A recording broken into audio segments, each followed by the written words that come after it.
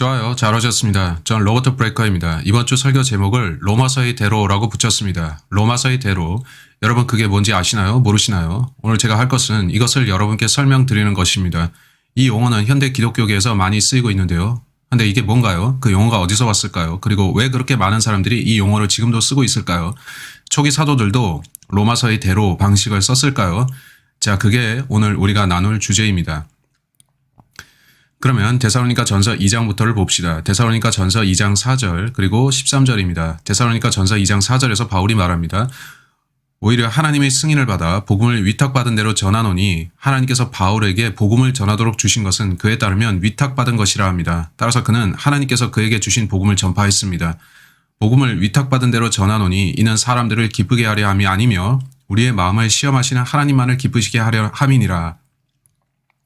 제가 발견한 흥미로운 거는 그가 보세요. 저는 성경 말씀대로 합니다. 저는 당신을 기쁘게 하려는 게 아니라 하나님 기쁘게 하려 합니다. 라고 했다는 겁니다. 저도 같은 길을 가는데 저는 하나님 말씀을 전파하고 사람들이 구원받고 하나님 기뻐하시기를 원합니다. 전 사람들 기쁘게 하는 데는 관심이 없습니다. 저는 하나님을 기쁘시게 하는 것이 더 중요하다고 봅니다. 넘어가서 13절로 갑시다. 이로 인하여 우리가 하나님께 쉬지 않고 감사함은 너희가 우리에게 들은 바 하나님의 말씀을 받을 때 사람들이 말로 받아들이지 아니하고 사실 그대로 하나님의 말씀으로 받았음이니 이 말씀이 믿는 너희 가운데서도 효과적으로 역사하느니라. 따라서 사도 바울은 사람의 말보다 하나님의 말씀에 더 관심이 있었고 저는 그것이 꽤 흥미로웠는데 복음 전파의 맥락에서 복음의 내용 그대로 우리는 하나님 말씀을 전해야 하지 사람의 말을 전하면 안 됩니다. 따라서 저는 그것을 피하려고 하기 때문에 도입부에 이 구절을 읽었습니다. 오늘 우리가 할 것은 로마서의 대로에 대해서 이야기하는 것입니다.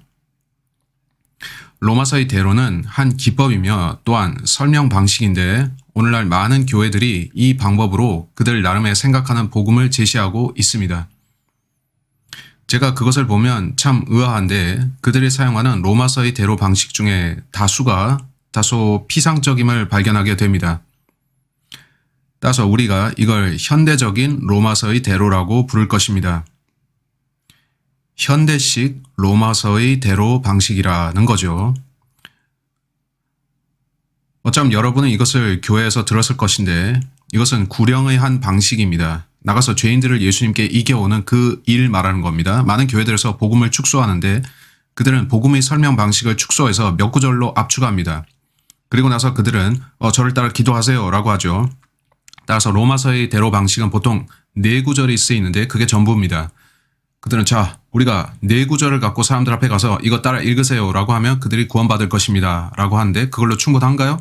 좋은 질문인데 우리는 오늘 그걸 볼 겁니다. 이 로마서의 대로 방식으로 사람들을 상대할 때 그 몇 구절을 사용하는 것 때문에 우리는 오늘 이걸 하나, 둘, 셋 저를 따라 기도하세요 라는 방식으로 부릅니다. 들어보셨나요? 1, 2, 3 저를 따라 기도하세요.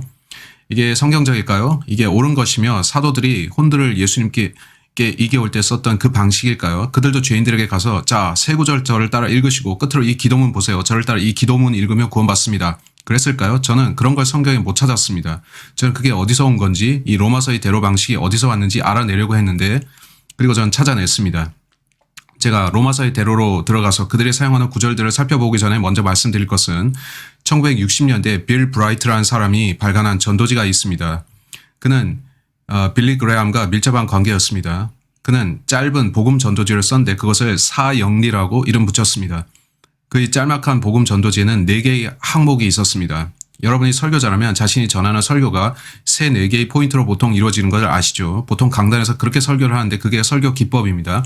목사들은 3, 4개의 요점으로 설교 개요를 잡습니다. 따라서 기독교계 안에서 오늘날 많은 경우에 죄인들에게 복음을 설명할 때 메시지를 3개에서 4개의 포인트로 축소합니다. 그리고 나서 그들은 자기들의 기도를 따라하라고 합니다. 많은 사람들은 그걸 죄인의 기도라고 부르죠. 한데 우리가 기도로 구원받습니까? 당연히 여러분은 기도는 할 수 있는데 저는 영접 기도를 반대하는 게 아닙니다. 하지만 기도 그 자체로 구원받는 건 아니죠. 많은 사람들은 그렇게 믿습니다. 성경은 이에 동의하지 않는데 성경은 우리가 뭔가를 믿어서 구원받지 입술로 뭘 말한다고 구원받는 건 아니라고 합니다. 따라서 저는 많은 이들이 이 로마서의 대로 방식을 사용하는 걸 봐왔는데 불행히도 많은 사람들이 이 방법으로 구원받지 못하는 걸 봤습니다. 대신 그들은 교리를 주입받는데 어떻게 표현할지 모르지만 이 용어가 맞겠죠. 그들은 미혹당합니다. 저도 어린아이 때 이 방법을 제시받았는데 1, 2, 3 저를 따라 기도하세요. 이 기도를 따라서 하세요. 저는 당시 칙 전도지를 봤었는데 저는 그것들을 읽곤 했었고 거기에는 1, 2, 3 저를 따라 기도하세요라는 로마서의 대로 방식이 써 있었습니다. 13살에서 18살까지 저는 그 기도를 매일 밤 되풀이했습니다. 어쩌면 그 기도가 저를 구원할 수 있을 거라 생각했죠. 그래서 저는 그 짧은 1, 2, 3 저를 따라 기도하세요 방식을 수없이 되풀이하면서 했습니다. 하지만 저는 구원을 받지 못했는데 제가 구원받지 못한 데는 이유가 있었습니다. 제가 그 내용 전체에서 복음을 듣지 못했고 전 제가 하는 행동 곧 말하거나 기도하는 것이 저를 구원하지 못한다는 걸 이해하지 못했던 겁니다. 저는 예수께서 행하신 일을 신뢰해야 했습니다. 따라서 오늘 제가 하고자 하는 일은 모두 예수 그리스도에 대한 것을 강조하는 것입니다. 아멘. 많은 사람들은 그 일을 온통 혼들을 이겨오는 그분 대신 구령자가 하는 일로 만드는데 오늘날 많은 교회들은 로마서의 대로 방식을 사람들에게 구원 방식으로 제시하는 것입니다. 전 모르지만 제게 있어서 로마서의 대로 방식은 일종의 얄팍한 수단처럼 보입니다. 저는 그렇게 말하기를 혐오합니다. 성경에는 많은 구절들이 있는데 명백히 여러분은 누군가에게 성경 전체를 가르쳐 줄 수는 없죠. 단 몇 분 동안의 말이죠. 하지만 여러분 이제 로마서의 대로 방식 구원이라 알려진 단 4구절을 사용하는 것보다는 훨씬 많이 사용해서 가르칠 수가 있습니다. 누가 로마서의 대로를 누가 고안해냈고 얼마나 이것이 오래 쓰여 왔을까요? 저는 인터넷에서 그걸 오래 관찰하고 들어왔는데 이렇게 정리가 됩니다. 로마서의 대로는 잭 하이스가 도입했거나 아니면 최소한 그가 이 특정 구령 방식을 도입하는 데 있어서 수훈자였습니다. 그가 1970년 6월 28일 인디애나 해먼드에서 했던 한 설교에서 따라서 로마서 대로 방식은 1970년대로 거슬러 올라가는데 어쩌면 그보다 10에서 20년 앞설 수 있습니다.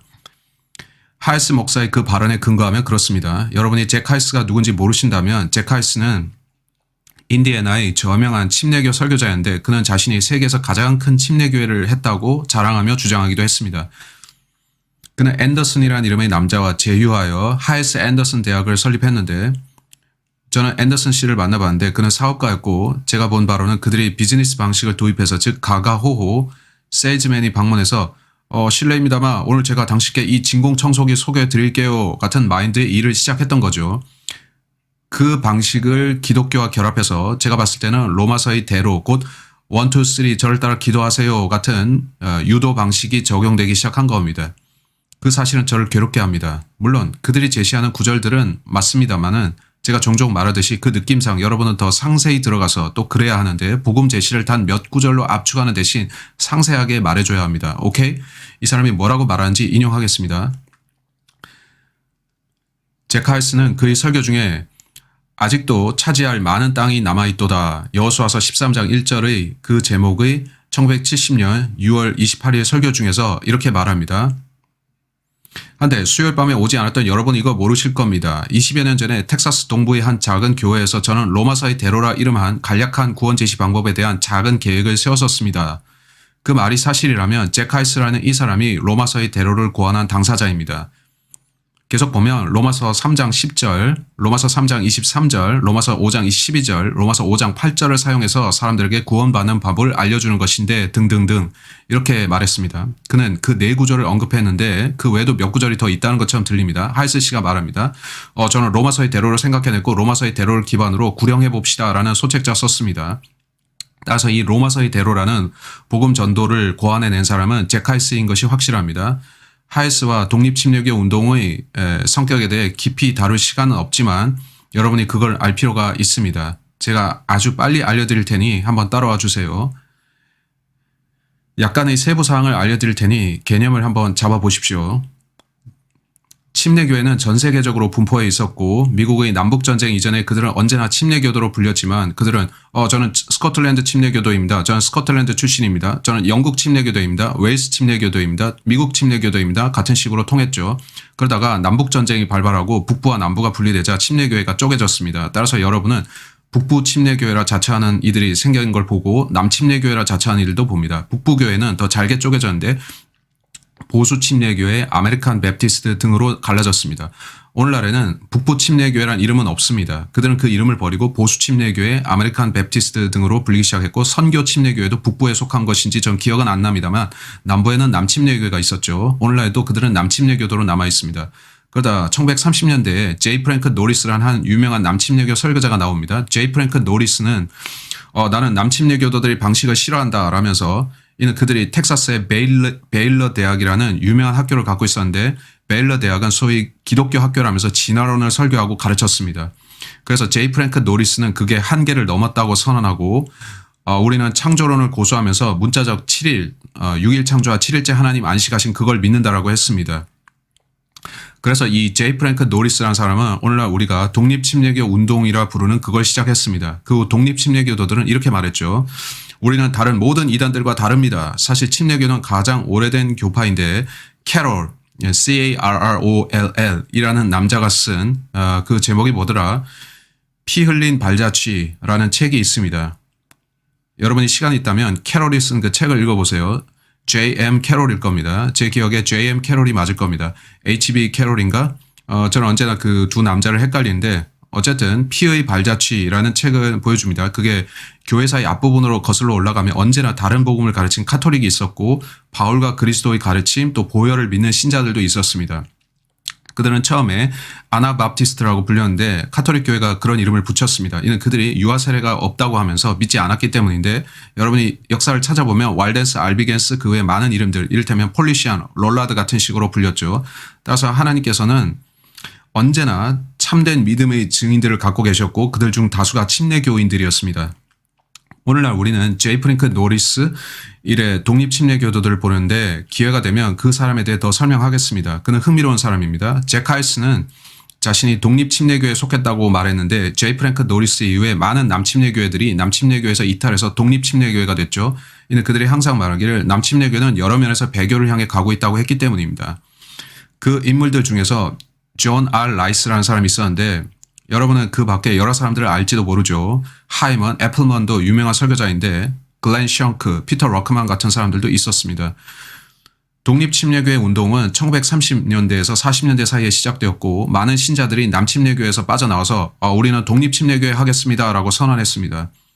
저 또한 그런 사람 중 한 명인데 여러분이 안 믿을지 모르지만 저는 독립침례교회에서 목회를 시작한 사람입니다. 제가 하고자 하는 얘기는 우리가 사람의 권위로부터 독립되어 있다는 것입니다. 제 믿음은 사람의 것이 아니고 제게 어디 가서 뭘 할지 허락을 구하고 물어볼 교황이 없습니다. 저는 사람의 권위를 따르지 않고 하나님께 의존합니다. 오케이? 저는 독립침례교도인데 어떤 국가적 교회 연합체나 그런 단체가 제게 지시하지 못합니다. 저는 하나님을 따르고 저는 그분께 매여 있습니다.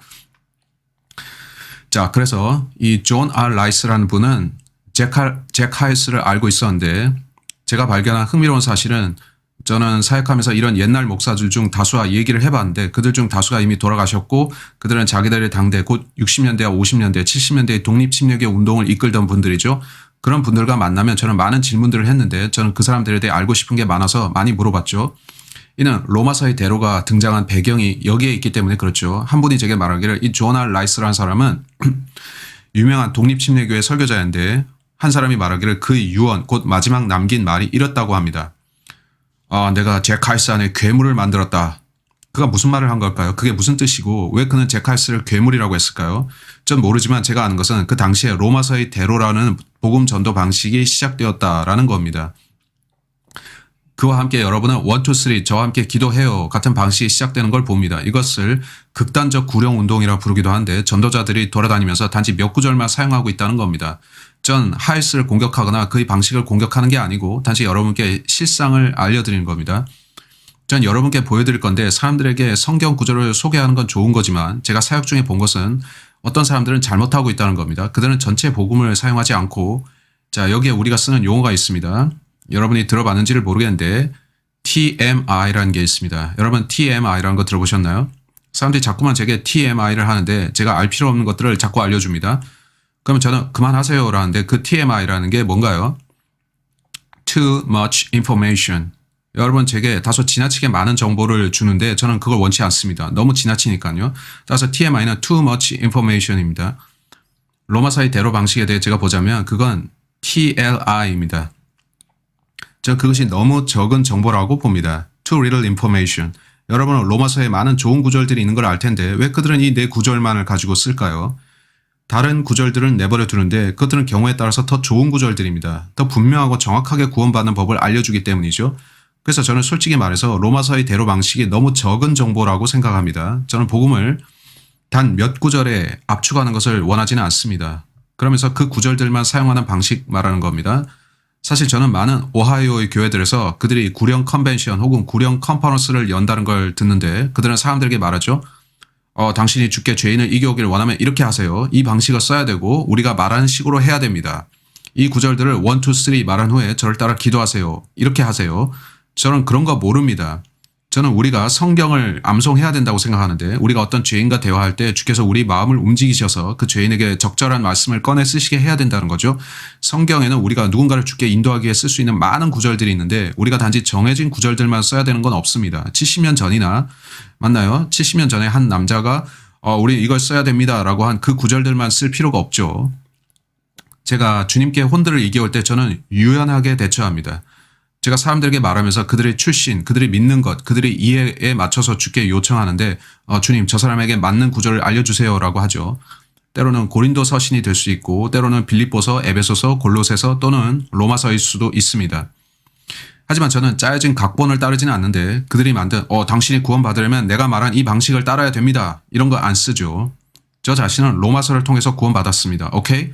하지만 그 구절은 목록에 있는 그 구절들 중 하나가 아니었고 제가 말하고자 하는 건 로마서의 방식이 TLI라는 겁니다. 너무 적은 정보입니다. 저는 우리가 죄인들에게 더 많은 시간을 써야 된다고 생각합니다. 그들에게 더 많은 구절들을 알려줘야 되고 그래서 제가 오늘 하고자 하는 것은 현대식 로마서의 대로 방식을 이쪽에다가 쓰겠습니다. 로마서의 대로 방식은 보통 4구절을 씁니다. 그들은 당신에게 이 4구절을 가르치면서 이 구절들을 쓰라고 합니다. 경우에 따라서 조금씩 다르죠. 따라서 저는 그럴 수도 있고 라는 표현을 쓸 겁니다. 그들은 때로 로마서 3장 23절로 시작합니다. 주로 이 구절로 시작하지만 아니라면 그들은 로마서 3장 10절로 출발합니다. 그것들은 기본적으로 상당히 비슷한 얘기입니다. 그들이 만든 복음 전도지들을 보면 많은 경우에 여러분은 인터넷에서 그것들을 볼 수 있는데 여러분이 보는 많은 교회들과 목사들은 이 한 남자가 만들어낸 방식을 따라 복음을 전하고 있습니다. 그들은 우리식의 구령 기법을 쓰라고 하죠. 전 성경을 더 사용하는데 주께서 제게 어떤 혼을 구령하도록 하실 때 저는 어떤 구절이든 쓸 수가 있습니다. 전 여러분이 사람의 방식을 써서 구령해야 된다고 생각지 않습니다. 제 말을 이해하시나요? 그들은 보통 이렇게 시작하는데 이것이 그들의 첫 단계였습니다. 오케이? 그리고 그들은 로마서 6장 23절로 갑니다. 그 다음에 그들은 로마서 5장 6절로 갑니다. 또는 로마서 5장 8절로 갑니다.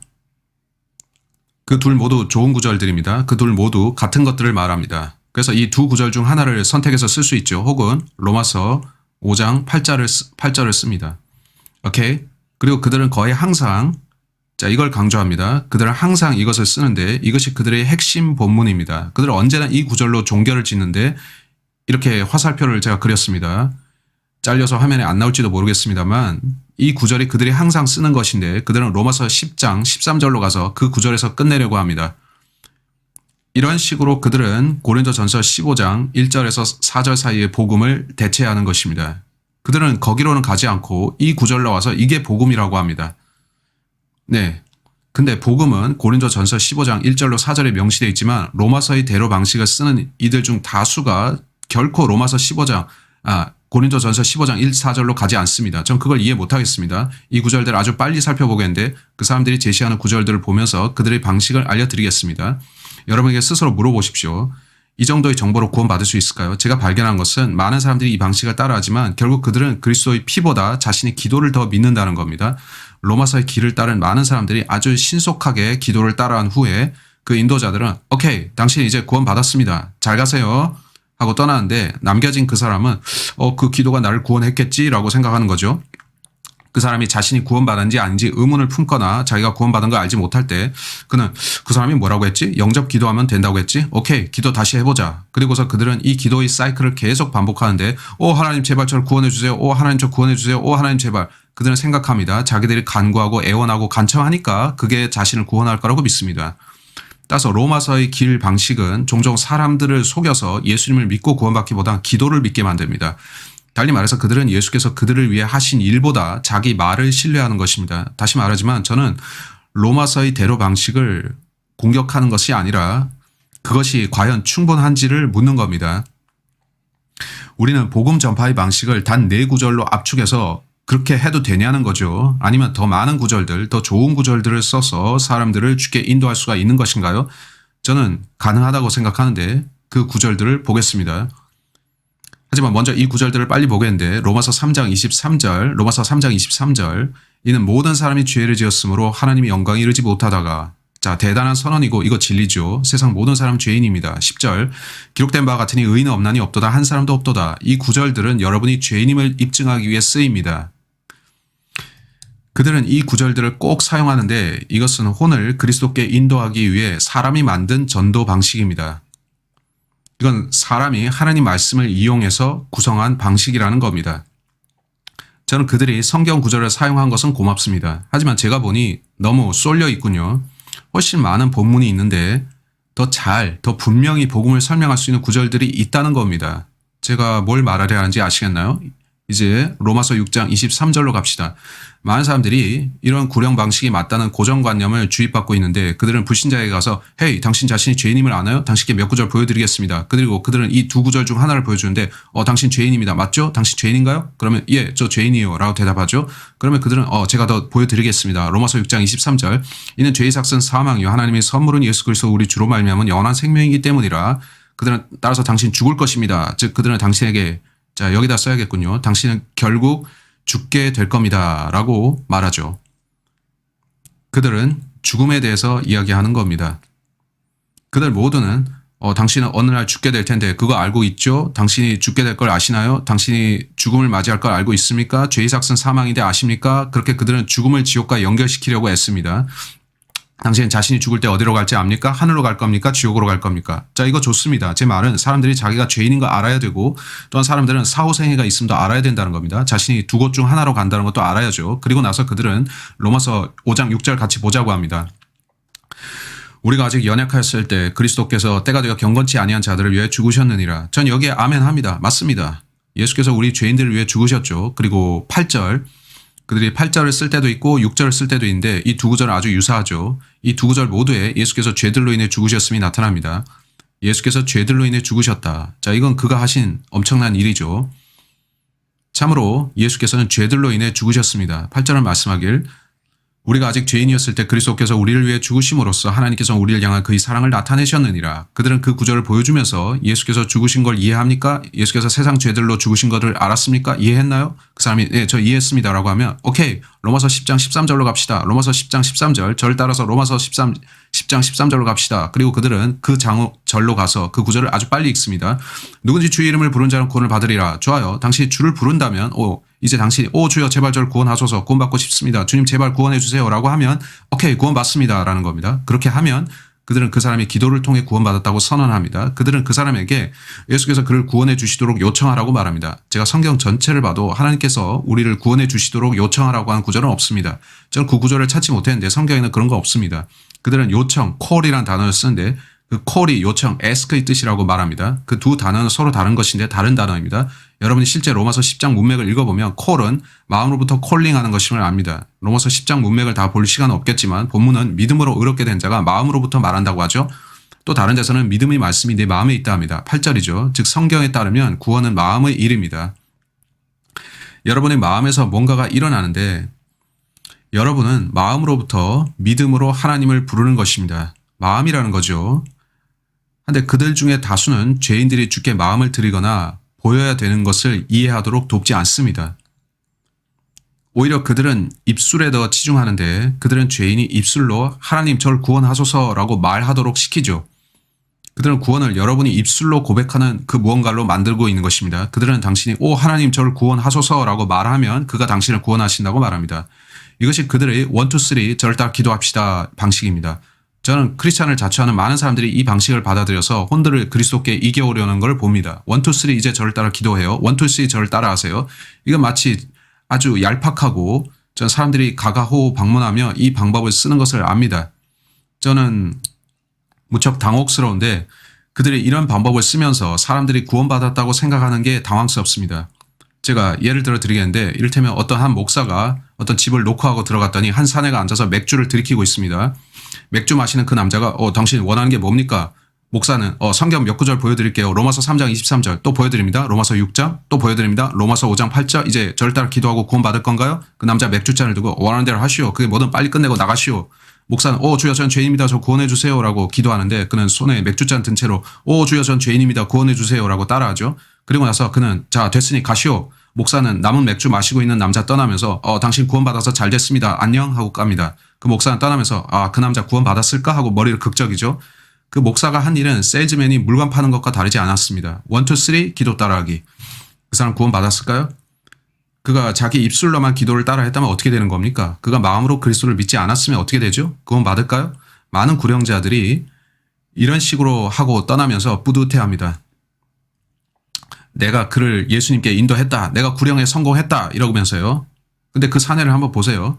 남은 생애 동안 그는 한 번도 교회에 가지 않을 겁니다. 성경도 안 읽을 겁니다. 그는 계속 술을 마시고 음행하고 마귀처럼 살 것인데 그에게서는 어떤 성령의 열매도 없겠죠. 어떤 내적인 변화도 없을 것이며 성령이 내주하시면 그에게 자신의 삶이 잘못된 걸 깨우쳐 주시고 주를 위해 살라고 하시는데 그에게는 그런 게 없습니다. 여러분 그런 사람을 보면서 궁금해하죠. 그런 사람은 구원을 못 받은 겁니다. 당신이 그 사람에게 한 일이라는 거는 성경 몇 구절 보여준 다음에 그에게 의미 없는 종교적 기도를 따라하게 한 것뿐입니다. 그런 다음에 그가 구원받았다고 친다고요?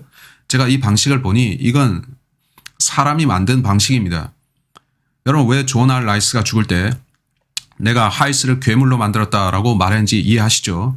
왜냐하면 하이스는 복음을 축소해서 단 몇 구절로 만들어버렸기 때문이죠. 그래서 저는 이상합니다. 왜 당신들은 이 몇 구절만 사용하는가 말이죠. 제가 누군가를 주님께 인도할 때는 언제나 고린도전서 15장 1절로 4절로 먼저 갑니다. 보통 거기로 먼저 갑니다. 왜냐하면 너무 놀라운 내용이기 때문이죠. 성경은 이것이 복음이라고 정의 내리고 있습니다. 그렇다면 이제 고린도전서 15장 1절로 4절로 갑시다. 형제들아 내가 너희에게 전한 복음을 이제 너희로 알게 하노니 이는 너희가 받았고 그 안에 선 것이라. 저는 이 구절을 보게 합니다. 복음이 우리를 구원한다는 것이죠. 이것이 여러분이 지켜야 할 그 복음입니다. 이것을 여러분이 복음으로 삼아서 이걸 믿고 그 안에 서 있어야 합니다. 자, 계속 보면 복음을 통해 너희도 구원받은 것이라. 고린도전서 15장 2절. 여러분이 구원받기 위해서는 이걸 믿어야 합니다. 만일 너희가 내가 전한 복음을 굳게 잡고 헛되이 믿지 아니하였다면 복음을 통해 너희도 구원받은 것이라. 헛되다는 것은 공허하다는 거죠. 자기 행위를 믿지 말고 예수님이 하신 일을 믿어야 되는 겁니다. 복음은 예수께서 하신 일을 믿는 거죠. 로마서의 대로 방식을 쓰는 많은 사람들이 피구령자들로 하여금 자기들이 고백해서 구원받았다고 믿게 합니다. 그들은 자기가 기도문을 따라 했으므로 하늘에 갈 자격이 있다고 생각합니다. 그런 식으로 믿는데 아니요. 예수께서 하신 일을 우리가 믿을 때 구원을 받습니다. 우리가 한 일로 구원받는 게 아니라.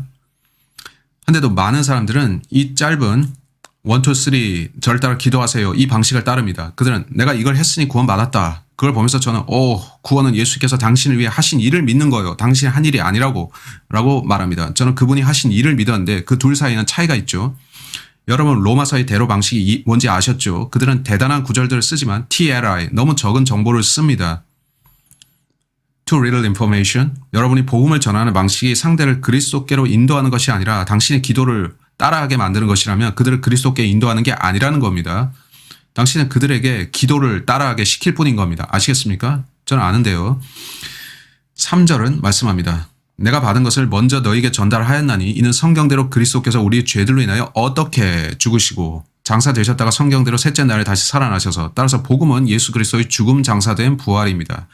여기 한 가지 더 있는데 그가 어떻게 how 죽으셨냐는 거죠. 그가 어떻게 죽으셨나요? 그는 자신의 피를 흘리셨습니다. 따라서 성경에 따르면 그가 흘리신 피가 핵심입니다. 제가 이 1, 2, 3 저를 따라 기도하세요 라는 로마서의 대로 방식을 보자면은 그거 살펴보면 뭔가 있어야 할 게 빠져 있습니다. 무엇이 빠져 있을까요? 예수님의 피가 빠졌습니다. 로마서의 대로 방식에서는 저는 로마서의 다른 구절들도 선호하는데 저는 그 다른 구절들이 더 분명하게 복음을 제시한다고 봅니다.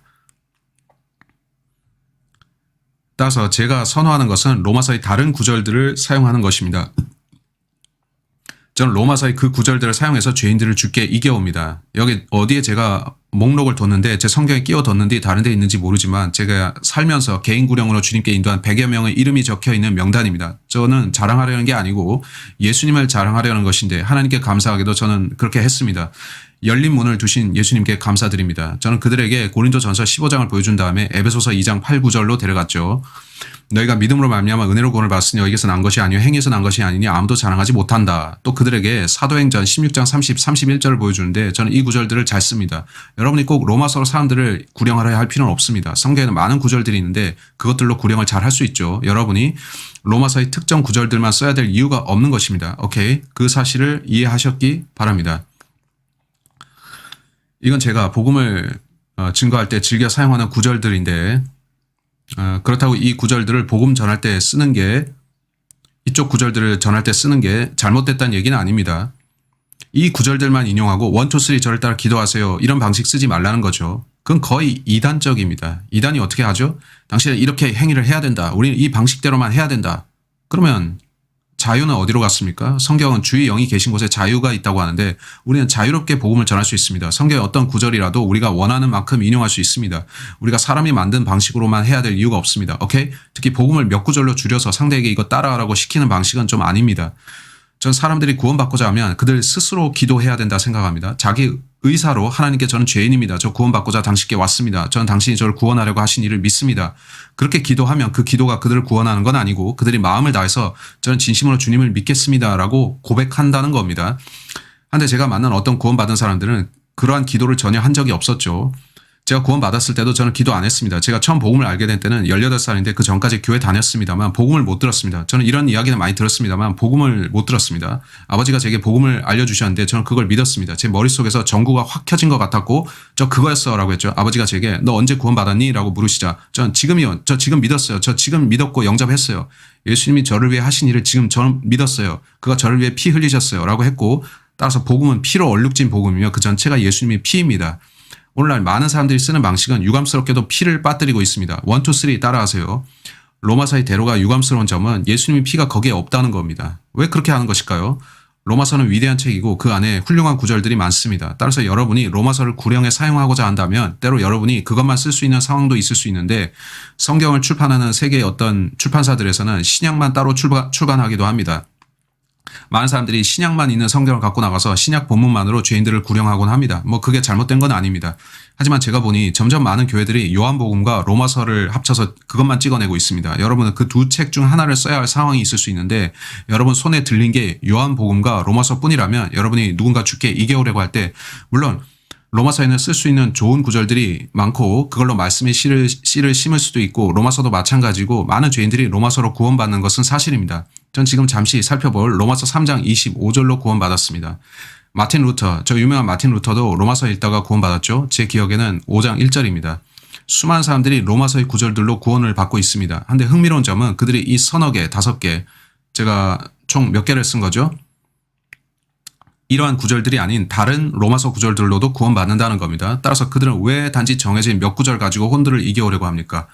왜 구령을 1, 2, 3 저를 따라 기도하세요 같은 방식으로 만드는 겁니까? 훨씬 많은 구절들이 있는데 말이죠. 이제 제가 할 것은 그 다른 구절들을 제시하는 겁니다. 제가 사람들을 주님께 이겨올 때 쓰는 구절이죠. 저는 이 구절들을 실제 더 적절한 구절이라고 부릅니다. 왜냐하면 로마서에는 구령에 쓸 수 있는 더 나은 구절들이 있는데 저 구절들보다 말이죠. 그 첫째 구절은 물론 로마서 10장에 있습니다. 로마서 10장 17절입니다. 로마서 10장 17절을 말씀합니다. 그러므로 믿음은 들음에서 나오며 들음은 하나님의 말씀에 의해서니라. 따라서 로마서 10장 17절은 구원이 믿음을 통해서 오는데 우리 믿음은 들음에서 온다고 합니다. 아시죠? 우리가 더 많이 들을수록 믿을 기회가 많아집니다. 그러니 왜 복음을 단 3구절로 줄여야 됩니까? 구절이 많을수록 좋은 겁니다. 로마서 10장 17절은 하나님 말씀을 들어야 된다고 합니다. 또 좋은 구절 중에 하나가 1장 16절입니다. 로마서 1장 16절. 자, 또 로마서 2장 16절도 있습니다. 자, 이 두 구절이 제가 가장 선호하는 구절입니다. 로마서 1장 16절, 로마서 2장 16절. 우리가 어떻게 구원받나요? 복음을 믿어서 구원받습니다. 자, 이 구절들에는 복음이 거론되지도 않았습니다. 이 구절들은 여러분이 복음을 들어야 된다는 언급도 없었습니다. 그건 되게 흥미롭습니다. 성경은 어떻게 말씀하나요? 로마서 1장 16절에서 내가 그리스도의 복음을 부끄러워하지 아니하노니 이는 이 복음이 믿는 모든 사람을 구원에 이르게 하는 하나님의 능력이 됨이라. 첫째는 유대인에게 또한 헬라인에게로다. 따라서 우리는 복음으로 구원받습니다. 여러분이 복음에 대한 복음의 일부를 보여주는 구절을 제시하는 건 잘하는 거지만 저 구절들에는 복음이라는 용어가 없습니다. 따라서 로마서에는 우리가 구령에 쓸 수 있는 또 다른 구절들이 있는데 로마서 2장 16절에서 바울이 말합니다. 이런 일은 하나님께서 나의 복음대로 예수 그리스도를 통하여 사람들의 은밀한 것들을 심판하실 그날에 있으리라. 자, 여기엔 심판이 나오는데 죄인들에게 말하기에 적절한 구절입니다. 헤이, 당신은 자신이 죽을 것을 아나요? 한데 당신은 어느 날 자기 죄들로 인해 심판을 받을 겁니다. 제 말은 왜 우리가 세네 구절만 써야 되냐는 겁니다. 다른 구절들도 있는데 우리는 그 구절들로 더 분명하고 확실하게 복음을 증거할 수 있습니다. 그래서 저는 특정 구절이 아닌 더 많은 구절을 쓰는 겁니다. 이제 로마서 4장으로 갑시다. 여기 좋은 구절이 있는데 로마서 4장. 이것이 중요한 이유는 많은 사람들, 곧 우리가 잃어버린 종교적 사람들이라 부르는 그 자들이 이렇게 하기 때문입니다. 그들은 교회에 다니기도 하는데 그들은 행위로 받는 구원의 가르침을 따라서 교회를 다닙니다. 여러분이 누군가에게 헤이 이렇게 하세요라고 가르쳐주면 그들은 네 저는 예수님께서 사람들을 위해 죽으신 거 들었고 네 우리 모두 죽을 수밖에 없고 제가 죄인인 것도 알아요라고 하는데 그들은 속으로는 나는 교회를 다니고 있고 내가 선하고 착하게 살면 하늘나라 갈 수 있어라고 생각합니다. 그런 생각으로 그들은 영접 기도까지 하는데 그러면 구원을 받을 수가 있나요? 그들이 여전히 자기 행위로 하늘나라로 갈 수 있다고 믿는데 말이죠. 성경은 우리가 행위로 구원받을 수 없다고 합니다. 로마서 4장 5절에서 8절까지 봅시다. 행함이 없어도 불경건한 자를 의롭다 하시는 그분을 믿는 사람에게는 그의 믿음이 의로 여겨지느니라. 행함이 없어도 하나님께서 의롭다고 여기시는 사람의 복에 관하여 다윗도 말하였으니 말하기를 죄악들이 용서받고 죄들이 가려진 사람들은 복이 있고 주께서 죄를 인정하지 아니하실 사람은 복이 있도다라고 하였느니라. 우리는 행위로 구원받지 않습니다. 믿음만으로 구원받죠. 그 믿음은 예수님이 하신 일에 대한 믿음입니다. 근데 믿음이란 게 뭔가요? 믿음, faith는 믿는 것입니다. 그건 또한 신뢰, trust인데 trust는 뭔가를 신뢰하는 것입니다. 따라서 중요한 점은 본문에서 어떤 믿음을 말하느냐는 겁니다. 저 구절들 중 어디에서 믿음을 언급하고 있나요? 저는 보지를 못하겠는데 저 구절들은 단지 여러분에게 입술로 뭘 말하라고만 하고 있습니다. 근데 여러분이 입술로 뭔가 말하는데 여러분의 믿음은 예수께서 여러분을 위해 하신 일에 있지 않으면 어떻게 됩니까? 구원을 받습니까? 여러분은 로마서의 대로의 방식이 그 사람으로 하여금 뭘 말하거나 행하게 하면서도 여전히 구원받지 못한 상태에 둘 수 있다는 걸 알겠습니까? 전 사람들에게 가능한 한 많은 정보를 전달하고자 하는데 로마서 10장 4절로 가봅시다. 여러분은 많은 사람들이 기도를 좋아하는 걸 알 겁니다. 많은 사람들이 여러분을 따라서 곧잘 기도할 겁니다. 근데 문제는 그들이 자기들이 기도하는 그 문구를 신뢰하는지 그리스도를 신뢰하는지입니다. 그것이 차이를 발생시킵니다. 로마서 10장 4절은 이렇게 말씀합니다. 그리스도께서는 믿는 모든 사람에게 의가 되시고자 율법의 끝이 되셨느니라. 오케이, 우리는 믿음을 통해 구원받았습니다. 우리는 더 이상 율법의 행위로 구원받는 게 아닙니다. 우리는 행위 아래 있지 않고 너 이거 해라 하늘나라에 가리라 이런 게 아닙니다. 그건 구원이 아닙니다. 따라서 성경 우리에게 믿음이 있으라고 합니다. 이제 뭘 믿는 거죠? 전 로마서 3장 25절로 구원받았다고 했죠. 그 구절로 가봅시다. 성경은 고린도전서 15장 1절로 4절에서 복음을 제시하는데 복음은 그리스도께서 어떻게 죽으셨고 묻히셨고 부활하셨냐입니다. 그는 우리 죄들을 위해서 그렇게 하셨습니다. 그가 우리 죄들을 위해 어떻게 하셨나요? 그는 자기의 피를 흘리셨습니다. 따라서 복음으로 말하자면 그건 피에 물든 복음입니다. 이쪽 복음은 왠지 피 없는 복음같이 보이네요. 로마서의 대로에 보혈이 없잖아요. 제가 이것도 말씀드릴 건데 제카이스는 로마서의 대로를 시작한 사람이죠. 제카이스는 그의 사역 중에 예수님의 보혈에 대해 거의 설교를 안 했습니다. 제가 하이스의 신학교를 나온 많은 사람을 봤는데 그중 한 사람을 미국 중부에서 봤죠. 거기에 하이스의 학교 졸업생이 있었는데 저는 그를 위해서 보혈을 전해줬습니다. 제가 피를 이야기하자 그는 와 그거 좋네요. 이전에 저 못 들어봤습니다 라고 했죠. 아니 이전에 못 들어봤다고요? 그가 제게 잭 하이스가 쓴 책을 줬는데 그가 썼지만 하이스의 사후에 출간된 것이었죠. 한번 생각해 보세요. 여러분이 책을 썼는데 죽은 다음에 책이 나오다니요? 전 모르겠습니다. 어쩌면 그가 썼는데 출판하기 전에 죽었는지도 모르고 그래서 사후에 나왔을지도요. 그 책 제목은 아마 The Book, The Blood and the Bride 였을 겁니다. 전 그 책을 읽었고 잭 하이스가 쓴 그 책을 살펴봤죠.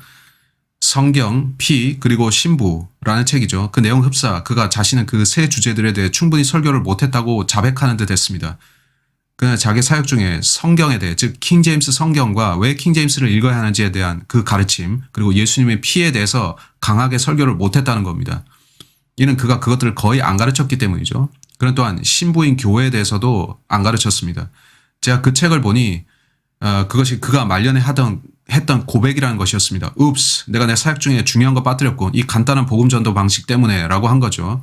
근데 성경은 로마서 3장 25절에서 뭐라고 합니까? 성경은 피를 말씀합니다. 성경은 구원은 믿음으로 받는다고 하는데 뭘 믿는 거죠? 로마서 3장 25절 보시면 하나님께서는 그의 피를 믿는 믿음을 통하여 그를 화목제물로, 화목제물이라는 단어는 문자적으로 진노를 누그러뜨리는 겁니다. 이걸 가장 잘 설명하자면 대신하는 것, 즉 예수께서 나 대신에 내 죄들을 갖고 죽으셨다는 겁니다.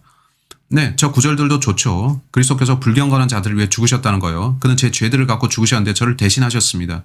그래서 저는 제 죄값을 영원히 치를 필요가 없는데 저 대신 제 죄들을 지고 그 값을 치르기 위해서 죽으신 분을 믿으면 됩니다. 그래서 저는 그리스도께 나아가는데 성경은 하나님께서 그를 화목제물로 세우시되 그의 피를 믿는 믿음을 통하여 세우셨다라고 합니다. 그러면 우리가 어떻게 구원을 받을 수가 있습니까? 그의 피를 믿음으로 구원받습니다. 따라서 우리의 믿음은 예수의 피에 있어야 합니다. 우리는 그 피를 믿어야 하고 예수 그리스도의 피를 신뢰하고 구원받아야 합니다. 그것이 바로 피의 대속이라는 것입니다. 로마서의 대로 그 방식 어디에 그리스도의 피를 믿으라는 게 있습니까? 저는 못 보겠는데 보이십니까? 따라서 어떤 한 사람이 로마서의 대로 방식을 고안했지만 그는 자신의 책에 쓰기를 그 책은 그의 사후에 나왔는데 거기에 그가 고백한 게 있습니다. 아십니까? 저는 피에 대해 충분히 설교 못했습니다. 실수였습니다. 네, 그건 그의 실수였죠. 그가 왜 로마서 3장 25절 빠뜨렸을까요? 이거 넣었으면 아주 완벽했을 텐데 그러지 않았군요. 당신은 TLI, 너무 적은 정보를 넣었습니다. 따라서 로마서 3장 25절은 제가 구원받은 구절입니다. 1992년 7월 29일 아침 10시경 아버지가 제게 성경을 보여주시면서 이 구절을 읽으셨는데 제가 그거를 그때 이해했습니다. 아, 우리가 믿음으로 구원받는구나. 제가 뭘 믿어야 하는지 바로 예수님의 피를 믿어야 하는 것을 그때 알게 됐습니다. 근데 왜 이 구절을 빠뜨립니까? 이 구절은 사람들을 주님께 이겨올 수 있는 아주 좋은 구절인데 왜 거기에 없습니까? 왜 로마서의 대로 방식에는 그게 빠져 있습니까? 좋은 질문이죠. 아주 좋은 질문입니다. 그럼 이 구절은 어떤가요? 로마서 5장 11절. 이것도 대단한 구절인데 로마서 5장 11절. 구원은 믿음을 통하여 혹은 받는 것. 제가 receive에서 이 EI를 가끔 혼동하는데 거꾸로 쓸 때가 있습니다. 우리는 믿음을 통하여 구원을 받습니다. 로마서 5장 11절 본문이 어떻게 말씀하는지를 보세요. 왜 이 구절이 로마서의 대로 목록에서 빠졌을까요? 로마서 5장 11절은 말씀하기를 그뿐 아니라 이제 우리로 속죄를 얻게 하신 우리 주 예수 그리스도를 통하여 하나님 안에서 또한 즐거워하느니라.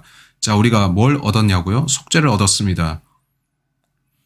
여기에서 흘려진 피는 그리스도의 피의 속죄라고 불리는데요. 여러분이 구원받기 위해 얻어야 하는 뭔가가 있습니다.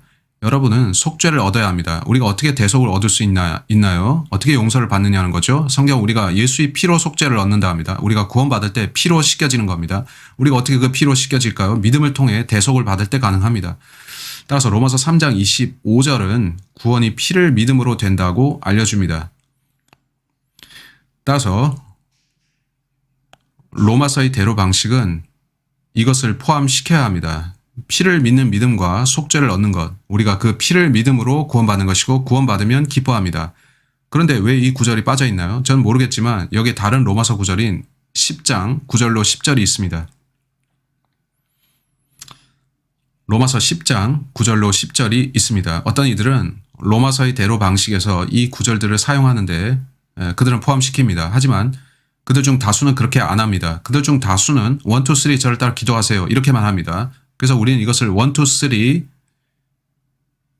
저를 따라 기도하세요. 이런 방식이라고 부르는 겁니다. 제가 이걸 보면 왜 당신네들은 더 많은 성경 구절들을 말하지 않고 헤이 저를 따라 기도하세요. 이렇게 하지 않고 대신 하나님께 나아가서 하나님 저 죄인입니다 라고 말씀드리면서 자신이 그의 피를 신뢰하는지 그 여부를 말하지 않는 것인가요? 왜 하나님께 그걸 말씀드리지 않나요? 왜 그리스도의 피를 믿음으로 받아들이지 않나요? 이 편이 훨씬 좋은 건데요. 어쨌든 로마서 10장 9절로 10절은 말씀하기를 자 빨리 읽어봅시다. 로마서 10장 9절로 10절 내가 내 입으로 주 예수를 시인하고 자 나머지 보세요. 또 하나님께서 그를 죽은 자들로부터 살리신 것을 내 마음에 믿으면 자 여기에 믿음을 언급하네요. 구원은 마음에 달렸다는 거죠. 여러분이 마음으로 믿으면 구원을 받는 건데 따라서 여러분은 마음으로 여기 마음으로를 쓸 자리가 없습니다. 여기에 쓰겠습니다. 여러분 마음으로 믿었습니까? 아실지 모르지만 많은 사람들이 영접 기도를 하되 마음으로 하지 않습니다.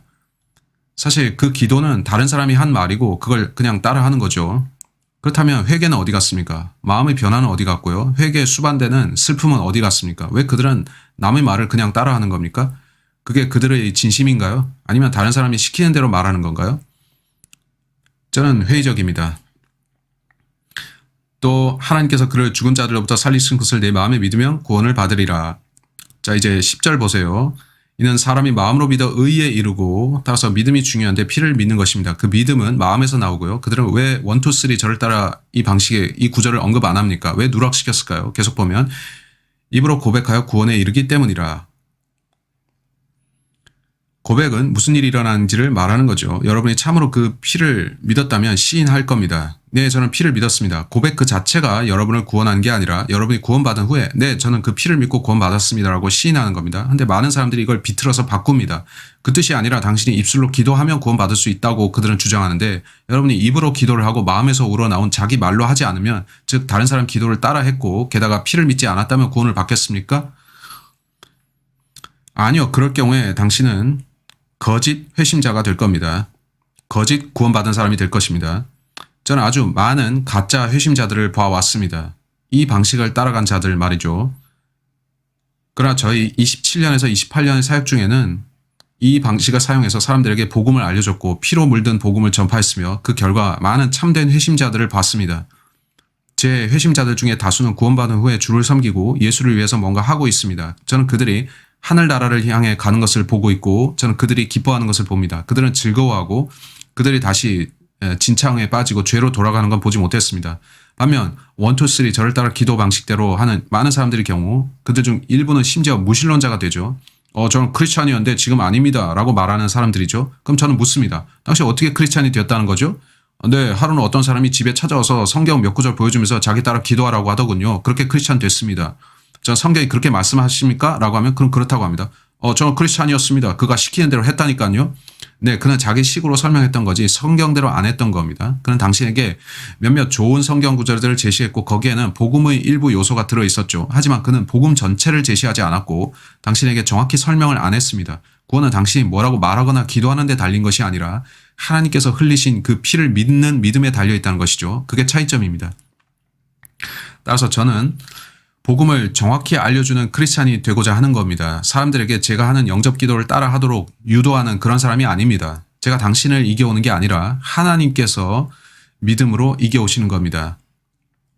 하나님께서 당신을 이겨오시는 겁니다. 제 목표와 제 일은 당신에게 구원에 대한 충분한 정보, 곧 그 피와 대속을 믿고 받는 것 등을 들을 수 있게 알려주는 겁니다.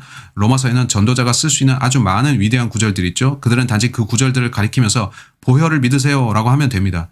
제가 여러분께 강조하는 메시지는 그거 보혈입니다. 그 피를 신뢰하세요 인데, 이런 차이를 아시겠습니까? 이쪽 사람들은 제가 당신에게 몇 구절 아주 빨리 보여드릴 텐데 저는 바빠서요. 당신을 위한 충분한 시간이 없습니다. 1, 2, 3 이제 저를 따라 기도하세요. 이렇게 하는데 이건 온통 그 사람으로 하여금 기도만 따르게 하는 것입니다. 그거 마치면 당신은 떠나겠죠. 저는 이런 방식을 쓰는 수많은 사람들을 봐왔는데 그들은 영접 기도 시키기에 성공하면 오케이 당신 구원받았습니다. 바이바이 하고 가버립니다. 그럼 남겨진 사람은 뭐가 일어난 거지? 하고 멍하죠. 그들이 배운 지식은 그냥 영접 기도로 구원받았다는 것밖에 없습니다.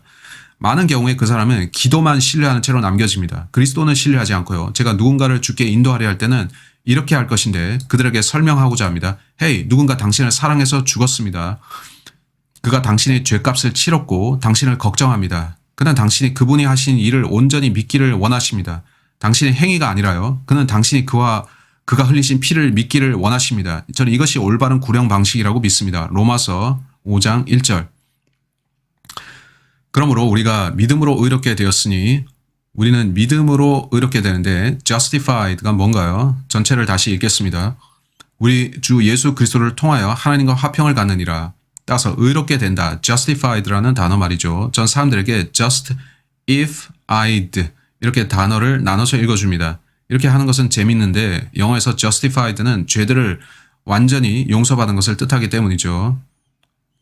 여러분이 그 피를 믿는다는 것은 이건 마치 제 개인적 사례를 드는 게 낫겠는데 제가 1992년 7월 29일 그리스도의 피를 신뢰했을 때 마치 제가 전혀 죄를 짓지 않은 것처럼 느껴졌습니다. 왜냐하면 제가 받은 것은 그리스도의 전가된 의였는데 우리가 앞서 한 구절에서 봤지만 저는 의롭게 되었고 죄들을 용서받았죠. 따라서 하나님께서 보실 때 저는 죄들로부터 깨끗하게 되었고 그건 justified never sinned 였습니다. 그들은 왜 이 구절을 제시를 안 합니까? 더 보면 로마서 5장 9절로 갑시다. 제가 어떻게 의롭게 되나요? 로마서 5장 9절. 그러므로 이제 그의 피로 의롭게 되었으니 더욱더 우리가 그를 통해 진노로부터 구원받게 되리라. 저는 그의 피로 의롭게 됐습니다. 믿음으로 의롭게 되고 그의 피로 의롭게 됩니다. 이것을 잃어버린 죄인에게 언급하는 게 참 중요하지 않겠나요? 구원은 피를 통해서 된다는 것. 왜 당신은 사람이 만든 피 없는 복음을 사용합니까? 피를 왜 빼놓는가 말이죠. 자, 이제 마무리로 갈 것인데 로마서 3장 24절로 28절까지를 봅시다. 로마서에 있는 최고의 구절들 중에 하나입니다. 그들은 이 구절들도 빼놓습니다. 로마서 3장 25절은 제가 구원을 받은 구절이지만 저는 24절로부터의 구절들 또한 사랑합니다. 전체 본문을 살펴봅시다. 로마서 3장 24절 그의 은혜로 값없이 의롭게 되었음이라. 구원은 믿음을 통해 값없이 받는 하나님 선물입니다. 하나님께서 그걸 주시는데 여러분은 행위가 필요 없습니다. 여러분의 행위로 구원받지 않고 예수께서 여러분을 위해 하신 일 때문에 받는 겁니다. 그 일을 신뢰함으로써 구원을 받습니다. 그리스도 예수 안에 있는 구속을 통하여 그의 은혜로 값없이 의롭게 되었습니다. 하나님께서는 그의 피를 믿는 믿음을 통하여 그를 화목 제물로 세우셨으니 이는 하나님의 오래 참으신 가운데서 이전에 지은 죄들을 사하심으로 인하여 그 의를 선포하려 하시며 곧 이때 자기의 의를 선포하시면 자신도 의롭게 되시고 또한 예수를 믿는 자도 의롭게 하려 하심이니라.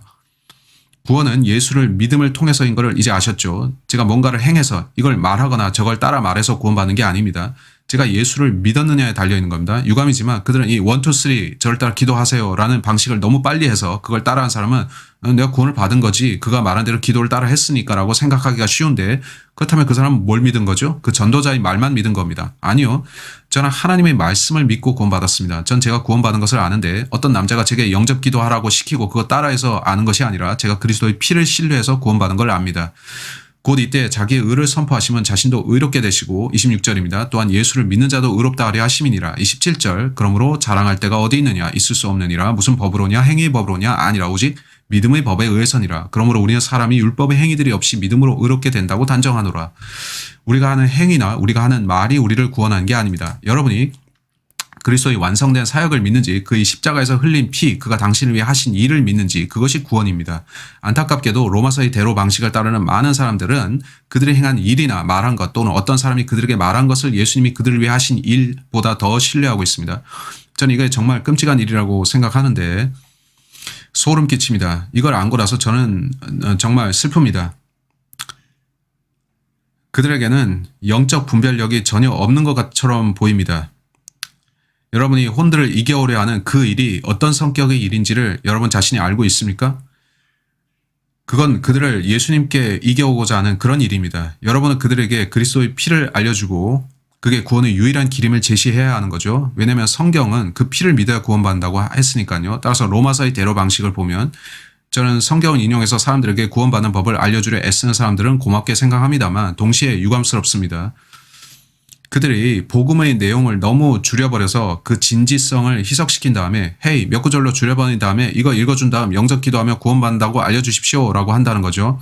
제가 볼 때 이건 너무나 1, 2, 3 저를 따라 하세요. 이런 것은 마치 헛된 종교 행위나 다름없다라는 것입니다.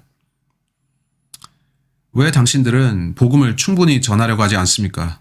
왜 더 많은 구절들을 사용해서 충분히 설명을 안 하려고 합니까? 예수께서 말씀하셨죠? 제 기억엔 마태복음 13장 15절입니다. 마태복음 13장 15절을 한번 보세요.